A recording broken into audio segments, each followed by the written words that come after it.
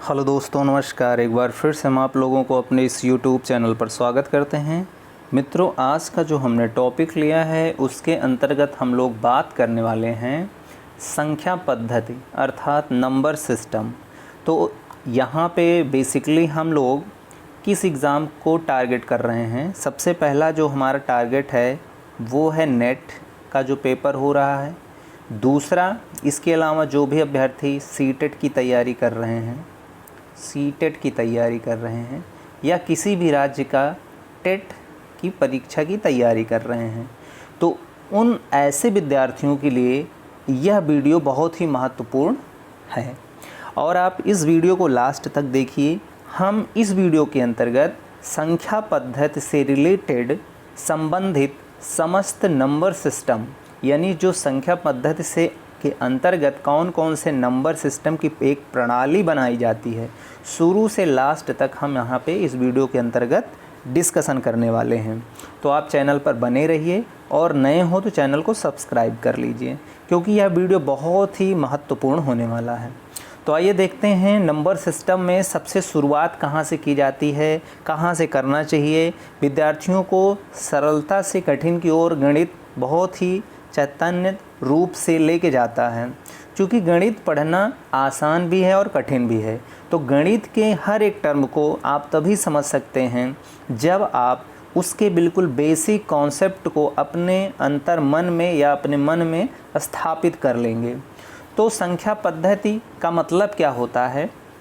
संख्या पद्धति का मतलब होता है मित्रों, जहाँ पर संख्याओं के रूप, अनुरूप, कैरेक्टर्स के बारे में हम लोग जानकारी प्राप्त करते हैं, तो वह हमारे पास क्या होता है? संख्या पद्धति कहलाता है या नंबर सिस्टम कहलाता है। अब नंबर सिस्टम के अंतर्गत आप लोगों ने नाम सुना होगा, नंबर सिस्टम के अंतर्गत आप लोगों ने नाम सुना होगा। किस चीज़ का नाम सुना होगा? आपने नाम सुना होगा पहला कि प्राकृतिक संख्या क्या होती है, प्राकृतिक संख्या। दूसरा आपने नाम सुना होगा जिसको हम लोग कैपिटल N से डिनोट करते हैं। दूसरा आप लोगों ने नाम सुना होगा पूर्णांक संख्याओं का समूह, यानी पूर्णांक संख्या, पूर्णांक संख्या, ठीक है, जिसको हम लोग Z से डिनोट करते हैं। दूसरा तीसरा नाम आपने सुना होगा कि परिमेय संख्या क्या होती है, परिमेय संख्या, ठीक है। परिमेय संख्या क्या होती है? इसे हम लोग कैपिटल Q से डिनोट करते हैं। तो सबसे पहले आप नोटेशन को समझिए और सीखिए शुरुआत में। चौथा आप लोगों ने नाम सुना होगा अपरिमेय संख्या, अपरिमेय, अपरिमेय संख्या, ठीक है। अपरिमेय संख्या को Q डैश से डिनोट किया जाता है, Q डैश, ठीक है। आगे बढ़ते हैं तो हम लोग अगला संख्या पद्धति में आता है पांचवा नाम पूर्ण संख्या। पूर्ण संख्या क्या होती है? पूर्ण संख्या, पूर्ण संख्या क्या होता है? इसको हम लोग W से डिनोट करते हैं, ठीक। छठा आता है आपके पास वास्तविक संख्या, वास्तविक, वास्तविक संख्या, ठीक है मित्रों। वास्तविक संख्या, इनके सबके अंग्रेजी भी नाम होते हैं, अगर आप कहेंगे तो हम अंग्रेजी नाम भी बता देंगे। वास्तविक संख्या को हम लोग कैपिटल R से डिनोट करते हैं, ठीक है, कैपिटल R से डिनोट करते हैं। फिर आपके पास आता है सातवां, जो नंबर सिस्टम का लास्ट है, उसको हम यूँ कह सकते हैं कि सम्मिश्र संख्या, सम्मिश्र, सम्मिश्र संख्या, ये आता है। और सम्मिश्र संख्या को हम लोग कैपिटल C से डिनोट करते हैं। तो इस तरीके से हम यहाँ पे जान पाएंगे सबसे पहले कि नंबर सिस्टम में कौन कौन से नंबर सिस्टम या संख्या प्रणाली आती है। तो पहला आपको याद रखना है प्राकृतिक संख्या, जिसको हम लोग नेचुरल नंबर्स बोलते हैं। दूसरा है पूर्णांक संख्या, जिसको हम लोग जो है सेट ऑफ इंटीजर्स बोलते हैं। तीसरा है हमारे पास परिमेय संख्या, जिसे हम लोग रेशनल नंबर बोलते हैं। चौथा है आपके पास अपरिमेय संख्या, जिसे हम लोग इरेशनल नंबर बोलते हैं। और अगला है इसी में पांचवा पूर्ण संख्या, जिसे हम लोग होल नंबर्स बोलते हैं, जिसे हम W से रिप्रेजेंट करते हैं। छठा आपका है वास्तविक संख्या, जिसे हम लोग रियल नंबर सिस्टम बोलते हैं, ठीक है। और सातवां है हमारे पास सम्मिश्र संख्या, जिसे हम लोग जो है कॉम्प्लेक्स नंबर बोलते हैं। तो ये जो बेसिक 7 सिस्टम बनाए गए हैं, यही मिल करके एक नंबर सिस्टम को जनरेट करते हैं या नंबर सिस्टम की दुनिया को जनरेट करते हैं, ठीक है। अब आइए हम थोड़ा सा बेसिक चीज़ सीख लेते हैं कि नेचुरल नंबर्स क्या होते हैं, पूर्णांक संख्या क्या होता है, यानी पूर्णांक संख्या यानी इंटीजर्स क्या होते हैं, रेशनल नंबर क्या होते हैं, इरेशनल नंबर क्या होते हैं, बाकी जो भी 7 हैं उनके बारे में थोड़ी थोड़ी सी बात हम लोग यहाँ पे कर लेते हैं। तो सबसे पहले हम बात करेंगे मित्रों नंबर सिस्टम में नेचुरल नंबर, जिसे हम लोगों ने अभी थोड़ी देर पहले डिनोट किया कैपिटल एन से, ठीक। कैपिटल एन के अंतर्गत कौन कौन से नंबर्स आते हैं, तो आप विद्यार्थियों या मित्रों आप ध्यान दीजिएगा, इसके अंतर्गत शुरुआत कहाँ से होता है, ये सबसे बेसिक बात होती है। चूँकि आगे के जो थियरीज़ होते हैं नंबर सिस्टम में, जब तक आपको नंबर सिस्टम का बेहतर नॉलेज नहीं होगा तब तक आप वहाँ से कोरिलेट नहीं कर पाते हैं। तो नेचुरल नंबर के अंदर सबसे पहला एलिमेंट जो होता है नंबर होता है वो 1 होता है, ठीक है। 1 होगा और 2 होगा, 3 होगा, 4 होगा, 5 होगा and so on dot dot dot. इसी तरीके से प्लस इनफाइनाइट साइड में हम लोग चले जाएंगे, यानी 9, 10, 11, 12, 13, 14 and so on plus infinity के पहले तक हम जितने भी नंबर्स इस टाइप के देखते हैं वो हमारे नेचुरल नंबर्स या प्राकृतिक संख्या का समूह कहलाता है। इसको मित्रों और भी एक नोटेशन दिया जाता है, इसको हम लोग I प्लस भी लिखते हैं, ठीक है, I प्लस लिखते हैं या Z प्लस भी लिखते हैं। ये सब नोटेशंस हैं प्राकृतिक संख्याओं के समूह का। तो चाहे नेचुरल नंबर n लिखें, चाहे I प्लस लिखें, चाहे Z प्लस लिखें, ऑल आर इक्वल्स, ठीक है। तो 1, 2, 3, 4, 5 एंड सो ऑन जितने भी नंबर्स एक जगह पर एकत्रित होते हैं वो हमारा प्राकृतिक संख्याओं का समूह कहलाता है या नेचुरल नंबर्स कहलाता है। अब दूसरा हम बात करते हैं मित्रों पूर्णांक संख्याओं का समूह। पूर्णांक संख्याओं को यानी इंटीजर्स को हम Z से डिनोट करते हैं, ठीक है। अब Z के अंदर क्या होता है पूर्णांक संख्या में, पूर्णांक संख्या में मित्रों होता है 0 होता है सबसे पहले, फिर comma plus minus 1 plus minus 2 plus minus 3 and so on dot dot dot. यानी इसके अंतर्गत अगर आप ध्यान से देखें तो यहाँ नेगेटिव नंबर्स भी होते हैं, पॉजिटिव नंबर्स भी होते हैं और साथ ही साथ ज़ीरो भी विद्यमान होता है। तो अर्थात इसको हम और भी दूसरे तरीके से रिप्रेजेंट कर सकते हैं। Z can be also written as in this form. Minus infinity से आप चलना शुरू करेंगे तो कहीं मान लीजिए आप -4 पहुँचेंगे, -3 पहुँचेंगे, फिर -2 पहुँचेंगे, -1 पे पहुँचेंगे, फिर आप 0 पे पहुँच जाएंगे। फिर इसी तरीके 0 पास प्लस स्टार्ट हो जाता है, 1 होगा, फिर आपके पास 2 होगा, फिर 3 होगा, फिर 4 होगा and so on plus infinity के पहले तक। आप ऐसे भी इस सेट को रिप्रेजेंट कर सकते हैं क्योंकि इसमें प्लस भी होते हैं, माइनस भी होते हैं और 0 भी होता है, ठीक है। तो ये रहा आपका पूर्णांक संख्याओं का समूह। लेकिन मित्रों एक बात और ध्यान देना है, अगर आपसे यह कहा जाए कि अगर धन पूर्णांक संख्याओं का समूह बताओ, क्या मित्रों धन पूर्णांक संख्याएं कौन कौन सी होती हैं, तो जैसा कि आप लोग देख पा रहे हैं इसको हम लोग Z प्लस से रिप्रेजेंट करते हैं। जो आपने प्राकृतिक संख्या के समूह में देखा होगा तो वो सारा का सारा धन पूर्णांक संख्या ही वहाँ पे हुआ था।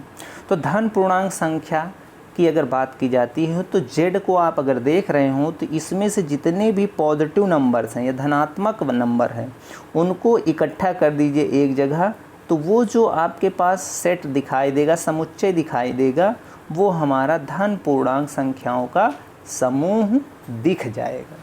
ठीक है। और इसी तरीके से अगर आपसे कहा जाता है कि हमें ऋणात्मक पूर्णांक संख्या चाहिए, यानी ऋणात्मक पूर्णांक संख्या का समूह चाहिए, तो आप वहाँ से क्या करेंगे, इसको हम लोग Z माइनस से रिप्रेजेंट करते हैं, Z माइनस से। ठीक है। तो इसके अंतर्गत जितना भी पूर्णांक संख्या के अंतर्गत नंबर्स निगेटिव में रखे गए हैं या माइनस में रखे गए हैं वो सारे सारे ऋणात्मक पूर्णांक संख्या कहलाते हैं। अर्थात माइनस इन्फिनिटी के बाद से सपोज आप -4 पहुंचते हैं, -3, -2, ठीक है, -1, ये जो आपके पास समुच्चय दिख जाता है ये हमारा ऋणात्मक पूर्णांक संख्या। इसको ऐसे भी लिख सकते हैं -1, -2, -3, -4, -5 and so on dot dot dot. तो ये आपका हो गया ऋणात्मक पूर्णांक संख्याओं का समूह। ठीक है। इसमें ज़ीरो नहीं होगा। एक चीज़ आपको यहाँ पे और बता दें हम कि अगर जीरो के बारे में पूछा जाता है कि शून्य जो है ये ऋणात्मक नंबर है या धनात्मक नंबर है, तो इसके बारे में आप लोग क्या कहेंगे। तो शून्य जो है ना तो आपका ऋणात्मक या निगेटिव वैल्यू है और ना ही ये आपका पॉजिटिव वैल्यू है। ठीक है। बिल्कुल ये न्यूट्रल नंबर होता है, न्यूट्रल नंबर यानी उदासीन नंबर होता है। इसके ऊपर कोई चार्ज नहीं होता, ना तो पॉजिटिव का होता है ना ही निगेटिव का होता है। छोटे छोटे एग्ज़ाम्स में पूछ भी लिया जाता है कि जीरो कैसा नंबर है। लोगों के दिमाग में होता है कि जिस भी नंबर के बाएं में कोई साइन नहीं होता, कोई चिन्ह नहीं होता, वो धनात्मक नंबर होता है। लेकिन यहाँ पे उस बात को आप इम्प्लीमेंट नहीं कर सकते हैं, क्योंकि जीरो ना तो पॉजिटिव नंबर होता है ना ही निगेटिव नंबर होता है। इस बात को आप लोग ध्यान रखिएगा। अब हम लोग आगे बढ़ते हैं इस क्रम में, तो हम लोग आगे पहुँचते हैं परिमेय संख्या क्या होती है, बहुत ही महत्वपूर्ण है। यानी तीसरा जो नंबर है आपके पास परिमेय संख्या। अब परिमेय संख्या के बारे में अगर हम बात करें तो इसको हम लोग Q से रिप्रेजेंट करते हैं। अब परिमेय संख्या क्या होती है, परिमेय संख्या की परिभाषा में हम लोग इसको थोड़ा मैथमेटिकल फॉर्म में लिखने का प्रयास करेंगे, आप लोग समझिएगा। परिमेय संख्या को हम Q से रिप्रेजेंट करते हैं और Q के अंदर किस टाइप के एलिमेंट होते हैं, इसमें P/Q टाइप के एलिमेंट होते हैं, P/Q टाइप के एलिमेंट, P/Q। ठीक है। और जहाँ पर P और Q आपका सेट ऑफ इंटीजर से बिलोंग करता है और एक रिस्ट्रिक्शन होता है, Q जो है जीरो कभी भी नहीं होगा, ये ध्यान रखना। तो Q के अंदर हमारा किस तरीके का एलिमेंट होता है, P/Q, यानी भिन्नात्मक रूप भी यहाँ पे आपको देखने को मिलेगा। और जहाँ पे आपको ये ध्यान रखना है, जो P और Q है आपके पास जिसके द्वारा हम परिमेय संख्या का निर्माण कर रहे हैं, वो सेट ऑफ इंटीजर से बिलोंग करता है, यानी पूर्णांक संख्याओं के समूह का सदस्य होता है। बशर्ते आपको एक चीज़ ये देखना है कि जो डिनोमिनेटर यानी हर है आपका Q, वो ज़ीरो नहीं होना चाहिए। बिकॉज़ अगर हर ज़ीरो हो जाता है और अंश नॉन ज़ीरो होता है तो वो अनडिफाइंड का केस दे देता है, इसलिए Q नॉन ज़ीरो होना अनिवार्य है। अब इसके अंतर्गत किस तरीके के एलिमेंट होंगे ये हम लोग आके देखते हैं। तो हमने कहा Q के अंदर भाई P/Q के फॉर्म में होता है एलिमेंट। ठीक, तो P/Q के फॉर्म में होता है और PQ हमारे पास इंटीजर से हैं। तो इंटीजर के अंदर अभी आपने देखा किस टाइप के एलिमेंट होते हैं, ज़ीरो भी होता है, प्लस भी होते हैं, माइनस वाले भी एलिमेंट पाए जाते हैं। तो आप P को ले सकते हो, 1 ले सकते हो, 2 ले सकते हो, -3 ले सकते हो, -4 ले सकते हो, 100 ले सकते हो, +100 ले सकते हो, एंड समान कुछ भी ले सकते हो। आप यहाँ पे p को 0 भी ले सकते हो, देयर इज़ नो प्रॉब्लम। बस q आपको नॉन जीरो लेना है। तो इस तरीके जैसे p आपने ले लिया 2 और q ले लिया आपने 3, तो हमारे पास कौन सा परिमेय संख्या बनेगा p/q के फॉर्म में 2/3 बन जाएगा। इसी तरीके से अगर आपने p को ले लिया कुछ समथिंग 5, p को आपने ले लिया 5 और q के ले लिया -10, तो हमारे पास p/q का फॉर्म क्या हो जाएगा 5/-10। अब इसको आप सरल भी कर सकते हैं, 5 एकम 5, 5 दूनी 10, तो यानी हमारे पास आ जाएगा -1/2। तो ये हमारे पास परिमेय संख्या बन जाएगा। तो यानी यहाँ पे सारे भिन्नात्मक वैल्यू जितने भी होते हैं, चाहे निगेटिव में हो चाहे पॉजिटिव में हो, वो सारे के सारे नंबर परिमेय संख्या कहलाते हैं। ठीक है, तो यानी अब देखो परिमेय संख्या के अंतर्गत अब अगर हम बात करें तो इसके अंदर हो सकता है 0 भी हो सकता है, 1 ±1 भी हो सकता है, ±1/2 भी हो सकता है, +-3/2 भी हो सकता है, +-2 भी हो सकता है, एंड सो ऑन। मतलब परफेक्ट वैल्यू प्लस माइनस में 0 और साथ ही साथ जितने भी भिन्नात्मक मान हैं वो सारे के सारे Q के अंदर दिखाई देते हैं। तो ऐसा नंबर सिस्टम हमारा परिमेय संख्या कहलाता है या परिमेय संख्याओं का समूह कहलाता है। अब हम बात करते हैं अपरिमेय संख्या, यानी चौथी बात हम करेंगे अपरिमेय। अपरिमेय संख्या क्या होता है, इसको Q' से हम लोग रिप्रेजेंट करते हैं। तो अपरिमेय संख्या को थोड़ा ध्यान से समझिएगा। आपको हम यहाँ पे यह अवगत कराना चाहेंगे कि जो Q' है इसका कोई परमानेंट रूल नहीं है जिसके द्वारा हम लोग रिप्रेजेंट कर पाएँ अपरिमेय संख्या का। चूँकि आपके यूनिवर्स में, आपको यहाँ हम बताएंगे कि आपके यूनिवर्स में केवल 2 ही तरह के नंबर सिस्टम तैर रहे हैं। पहला तो आपके पास ऐसा नंबर जो परिमेय संख्या होगा और दूसरा हमारे पास अपरिमेय संख्या होगा। ठीक है, तो थोड़ा कनेक्ट करने का प्रयास करिएगा। अपरिमेय संख्या के द्वारा ही हम लोग अपरिमेय संख्या का निर्माण या समझदारी बनाते हैं। अब अगर आप परिमेय संख्या के सारे नंबर्स को आप इकट्ठा कर लेते हैं, आपके यूनिवर्स में जितने भी परिमेय संख्याएं हैं सबको एकत्रित कर लीजिए एक जगह, तो बाकी यूनिवर्स में जितने भी नंबर बचते हैं वो सारे के सारे अपरिमेय संख्या कहलाते हैं। जी हाँ मित्रों, अगर आप यूनिवर्स के सारे परिमेय संख्या को इकट्ठा कर लिए हैं एक जगह, तो जो अदर नंबर्स आपके यूनिवर्स में तैर रहे होते हैं या विद्यमान होते हैं वो आपके पूरे के पूरे अपरिमेय संख्या कहलाते हैं। यानी सबसे बेसिक बात आपको यह समझना है कि अगर आप हर एक परिमेय संख्या को चिन्हित कर लेते हैं या पता लगा लेते हैं तो उसके अलावा जो नंबर्स होते हैं वो सारे के सारे इरेशनल नंबर या अपरिमेय संख्या कहलाता है। क्योंकि अपरिमेय संख्या बहुत ही जटिल और कॉम्प्लेक्स नंबर सिस्टम के अंतर्गत आता है। इसको कभी भी हम किसी भी एक रेगुलर पैटर्न पे रिप्रेजेंट नहीं कर पाते हैं। अब इसके अंदर थोड़ा सा हम उदाहरण के फॉर्म के रूप में देखना चाहेंगे। तो जैसे आपने देखा होगा √2 आपको दिखाई देता, √3, √5 एंड सो ऑन। पाई हो गया आपके पास जिसका मान कितना हो 3.14 समथिंग होता है और आगे भी ये चलता रहता है, रुकता नहीं है। एक अप्रॉक्सीमेट वैल्यू है 3.14, इसको हम रिप्रेजेंट नहीं कर पाते हैं। ई हुआ एक्सपोनेंशियल, इसका भी वैल्यू 2.345 समथिंग ऐसे चलता है, यानी 2 और 3 के बीच में लाई करता है। परफेक्ट वैल्यू हम नहीं बता सकते हैं। तो ऐसे वैल्यू जो ना तो डेसिमल के बाद किसी एक नंबर का रिपीटिशन दिखे और ना ही किसी डेसिमल कुछ नंबर के बाद वो नंबर टर्मिनेट हो जाए, ख़त्म हो जाए, वो ऐसे नंबर्स हमारे अपरिमेय संख्या कहलाते हैं। और परिमेय संख्या के अलावा यही सारे नंबर आपको दिखाई देंगे। अब देखो √2, √3, √5, पाई, ई, ETC इस टाइप के जो कठिन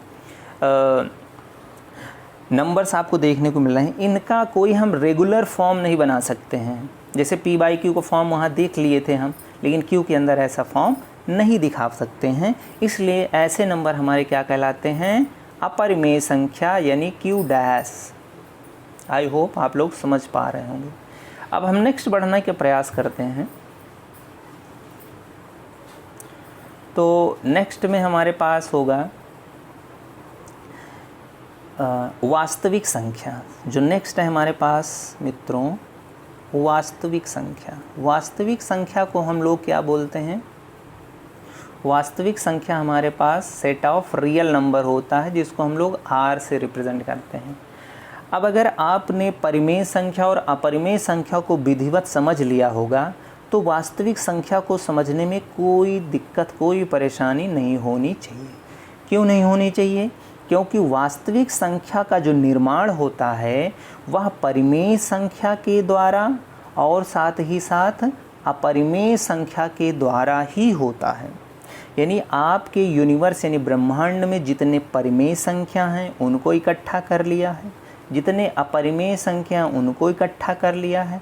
अब इनको किसी एक जगह पे जब एकत्रित कर देते हैं तो वो कैसा नंबर सिस्टम जनरेट करता है, वो रियल नंबर सिस्टम जनरेट करता है, अर्थात वास्तविक संख्याओं का समूह बन जाता है।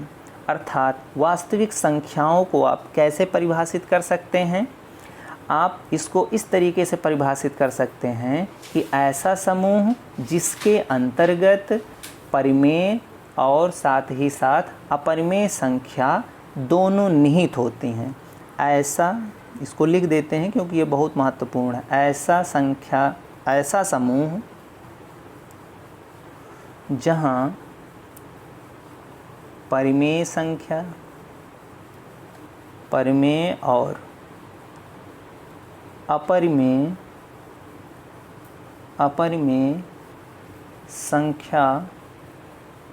संख्याओं को रखते हैं, वास्तविक संख्या कहलाता है। वास्तविक संख्या कहलाता है। तो आई होप वास्तविक संख्या समझ गए होंगे। वास्तविक संख्या के अंतर्गत परिमेय संख्या भी होता है, अपरिमेय संख्या भी होता है। ठीक है, तो ये था। यानी आप इसको एक पिक्चर से भी समझ सकते हैं। जैसे मान लीजिए आपके पास एक बॉटल है, थोड़ा सा चित्रात्मक वर्णन कर लेते हैं हम यहाँ पे। ये एक बॉटल है, यहाँ पे दूसरा बॉटल है।